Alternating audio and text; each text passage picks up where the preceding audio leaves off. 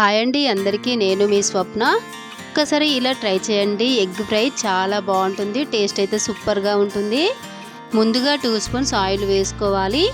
Oil వేడైన తర్వాత cut చేసి పెట్టుకున్న ఆనియన్ ముక్కలు వేసుకోవాలండి.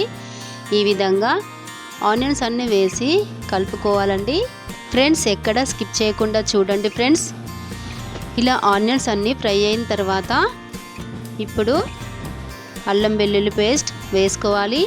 1/2 స్పూన్ పసుపు వేసి కలుపుకోవాలండి. ఈ విధంగా చూడండి, నేను చేసే విధంగా చేయండి. టేస్ట్ అయితే చాలా బాగుంది. ఇప్పుడు 1 స్పూన్ కారం, రుచికి సరిపడా సాల్ట్ వేసి మరొకసారి ఇలా కలుపుకోవాలండి. ఈ విధంగా చాలా ఈజీ అండి చేయడానికి. ఇప్పుడు 1 స్పూన్ ధనియా పౌడర్, 1/2 స్పూన్ గరం మసాలా వేసి ఇలా కలుపుకోవాలండి. ఇప్పుడు ఎగ్స్ వేసుకోవాలండి. ఇలా నేను చేసే విధంగా చేయండి. టేస్ట్ అయితే సూపర్గా ఉంది. ఒక్కసారి తిని చూడండి, మీకే తెలుస్తుంది.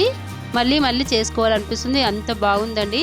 స్టవ్ చిన్నగా పెట్టి ఉడికించుకోవాలండి. ఇలా చూడండి, మూత పెట్టి ఉడికించుకోండి. ఇలా చాలా ఈజీ అండి. ఇలా కట్ చేసుకోవాలండి. ఇప్పుడు చాలా ఈజీగా కట్ అవుతుంది.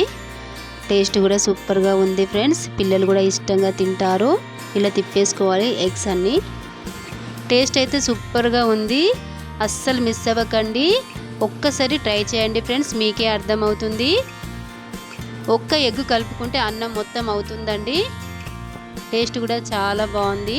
తిని చెప్తున్నాను ఫ్రెండ్స్, ఎలాంటి డౌట్ లేకుండా చేసుకోండి. అప్పుడే లైక్ చేయండి, సబ్స్క్రైబ్ చేసుకోండి. ఫ్రెండ్స్, రెడీ అండి ఎగ్ ఫ్రై. చాలా ఈజీగా